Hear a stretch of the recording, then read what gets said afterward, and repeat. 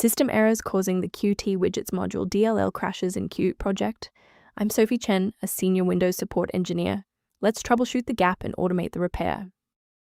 Before diving into the Qt Widgets module technical steps, check the description for a tool to help synchronize your library paths. This is the Qt Widgets module, the graphical user interface module for the Qt framework. It handles the windowing system, font rendering, and buttons for cross-platform apps, like OBS. Missing this DLL prevents the host application from creating its main window, resulting in a silent process termination. With the why out of the way, let's focus on getting you running again.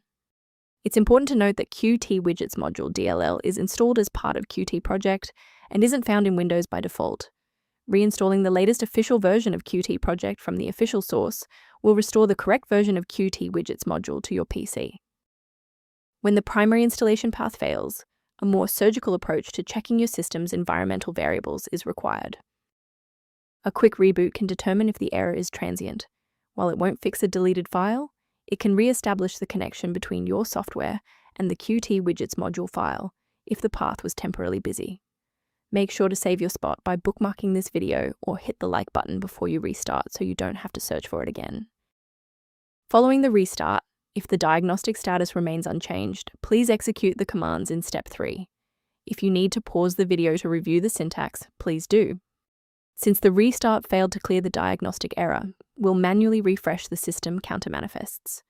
First, open command prompt as admin. Second, you're going to type lodc_r, then hit enter. Why are we doing this? Well, performance DLLs rely on accurate registry indexing to function. This step wipes the existing counter registration and forces the system to reconstruct a healthy link to the diagnostic manifests. I'd like to provide a brief technical warning about the risks of using unofficial file repositories. Please keep in mind that manual replacement of Qt Widgets module DLL carries a high operational risk.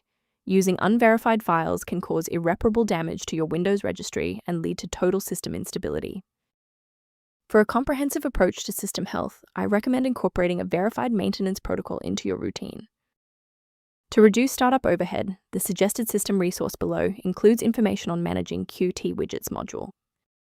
I'm Sophie Chen. If this guide resolved the DLL error preventing Qt Widgets module from launching, please subscribe for more verified engineering fixes.